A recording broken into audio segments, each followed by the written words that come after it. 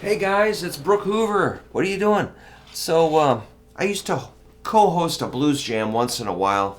I was like, there's Tom on keyboards was like the head guy, Dan on bass, John Wilson on drums, and I would be the guitar guy, and I'd get to sing a few.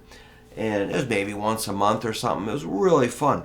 I'd get my students involved with the blues jam, and they'd show up, for their first public appearance, pretty scared, pretty unsure what to do. I'm like, hey, it's going to be okay.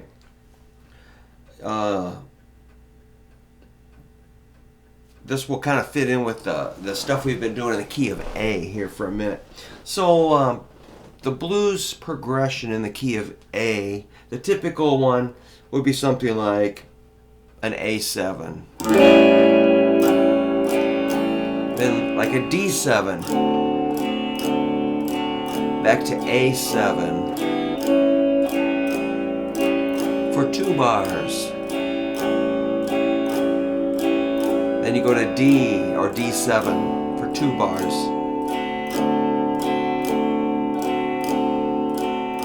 And then you go back to your A7 for 2 bars.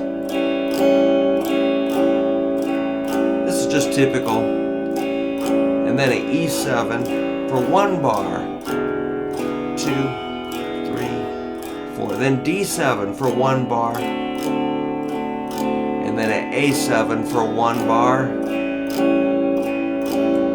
Then E7 for 1 bar. So that's 12 bar blues, I hope.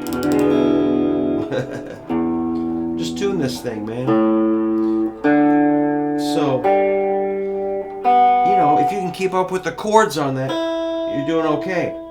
But eventually, we're gonna take turns soloing.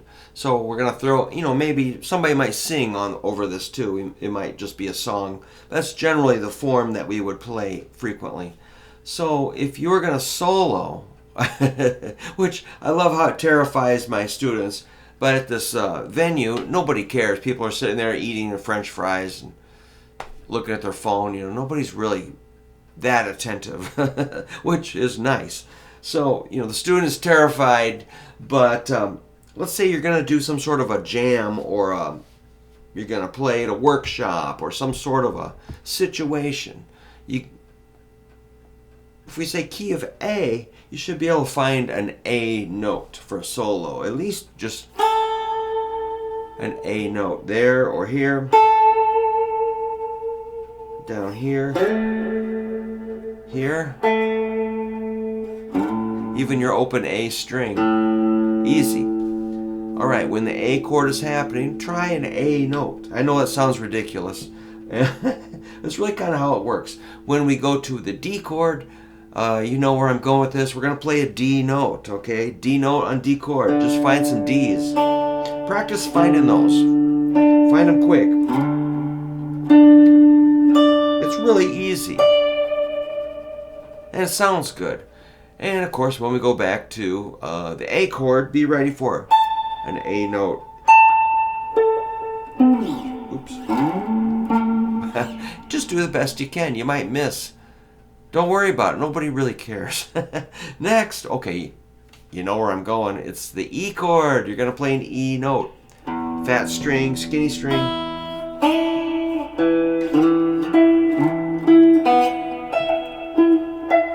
I missed one.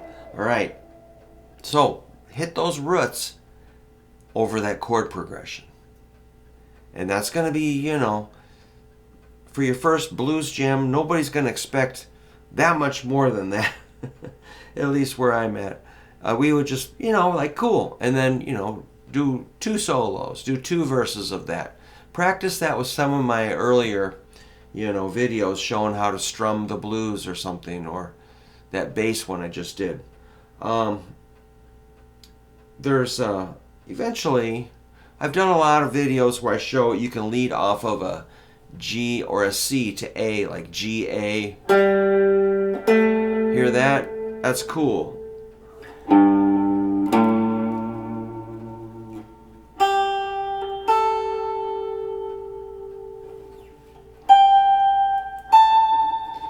I mean, start hitting some of those, and then when it goes to D, you can go C, D.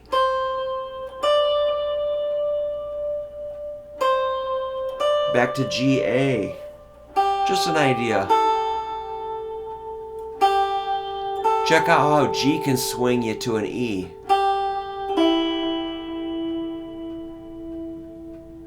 Hear that? G, E, and then maybe a C, D,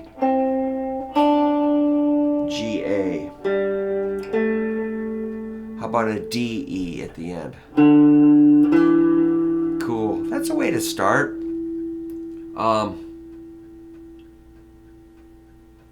Let's just cut it there. Let's call that good. Just work on like G's leading to A's, G's leading to E's, and C's leading to D's. Hopefully I'm not jumping too far ahead. I've covered this a little bit, but I think it's good to review. Maybe you didn't see that video. Eventually we'll put these together with some kind of sounds, but let's cut it here and let me know what you think.